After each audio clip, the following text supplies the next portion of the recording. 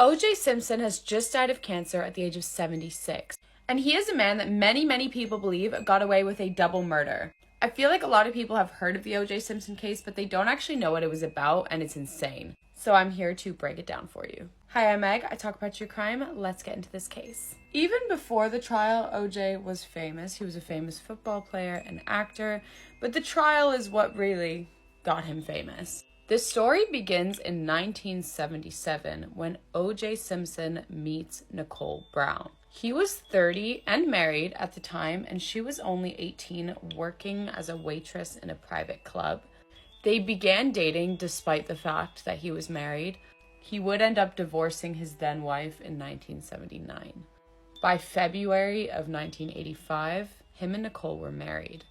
They would have 2 kids together, but mind you, they were not the perfect couple. According to people in their lives, their relationship was clearly very toxic and abusive. Trigger warning now, there's a lot of sensitive topics covered in this video, just letting you know. OJ had Nicole sign a prenup, yet didn't allow her to have a job, basically meaning that she had no money to herself. So that even if she did want to leave the marriage, she would have nothing. On one occasion, he broke her arm and she went to the hospital claiming she fell off her bike. At first, she would protect him because she didn't want him getting arrested. There were apparently 62 recalled instances of abuse, but only 8 of them were reported to the police. Nicole finally filed for divorce in February of 1992. But unfortunately, OJ would not leave her alone. He began stalking and harassing her. He would allegedly spy on her and her boyfriend during their intimate moments. And then things just escalated from there. Nicole started to say that she felt that her life was in danger because OJ had threatened to unalive her if he saw her with any other man. She was so scared, in fact, that she drafted her will. OJ was using a very common tactic with abusers where they basically make their life a living hell so that they come back, because that was easier than not being with them and being harassed. It's absolutely insane. June 12th, 1994, both Nicole and OJ attended their daughter's recital. After the recital, Nicole took the kids, OJ wasn't there, to a restaurant where she ran into her friend who worked there called Ron Goldman. Nicole had left her sunglasses by accident at the restaurant, so Ron Goldman decided to drive to her house and drop them off on his way home. Meanwhile, while Nicole was at the restaurant, OJ apparently got a takeaway and may or may not have picked up illegal substances. That is allegedly. I don't know. 10:15 that night, Nicole's neighbors claimed that they heard her dog going crazy, barking loads and loads. And then at 10:55, the dog named Akita was found by people out on the street, dog walkers. Her paws were apparently covered in blood. And Akita started following the dog walker home. He tried to take her back to where he found her, but she refused to go anywhere near that house. So she was clearly really scared of whatever she had witnessed. At midnight, they then, because she was going crazy apparently, they decided to try and take her back again. Akita kind of led them to the house and then stopped outside, which is where they saw Nicole's unalived body on the ground. But that wasn't the only body.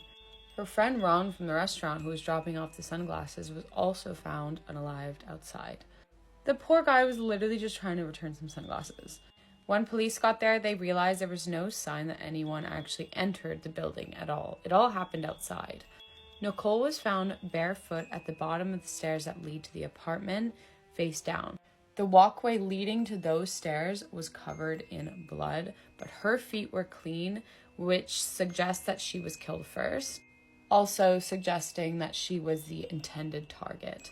She had some defense wounds, which indicate a struggle, and her cause of death was stab wounds to her neck and head, but I'm not going to go into detail because it is pretty nasty. It was brutal. Ron was found nearby with similar wounds and the sunglasses nearby, which kind of points to the fact that he was probably returning them and stumbled across this scene. and they unalived him so that there wouldn't be any witnesses. The bloody footprints belonging to the killer showed that he walked away from the scene, didn't run, which is kind of creepy. Very like Michael Myers. 11:45 that same evening, OJ was meant to be catching a flight to Chicago. A driver came to pick him up at 10:25, but there seemed to be no one home. So he waited. No one was letting him into the gates or anything, so yeah, he was just waiting outside. He claimed that at one point he saw a figure enter the house that looked a similar build to OJ, and he watched him like in the house, kind of walking room to room. He eventually did come out of the house, claiming that he had overslept. He reportedly seemed agitated, was sweating, complaining that he was overheating even though it wasn't really that hot of a night. The driver also testified that he had 4 luggage bags with him, but did not let the driver touch one of them. He insisted that he wanted to load it into the car himself. Yet, at the airport, he only checked in 3 bags. So where did that fourth bag go? Witnesses at the airport claimed to have seen him discarding things in the bins. Investigators believe that this could have been weapons, the bloody clothing, any evidence. He would surprisingly actually make it to his flight, and the pilot claimed that he seemed to have like some cuts on his hands. When Nicole's body was discovered, obviously police got into contact with OJ to come and get his kids. The kids were in the apartment building when their mother was unalived, outside. So they were like, you should probably come get kids. They showed up to OJ's house to go and talk to him, and they found his car parked quite frantically outside, and there was blood on one of the doors. They obviously didn't know that he was in Chicago. Now, because of the circumstances, finding blood on the car, they thought that someone could potentially be hurt in the house, and they were able to enter without a warrant. In OJ's house, they found a very important piece of evidence. It was a glove.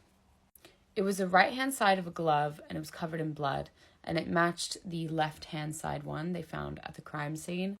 I feel like I forgot to mention that earlier, but they found a bloody left-hand side glove at the crime scene and then the right-hand side one in OJ's house.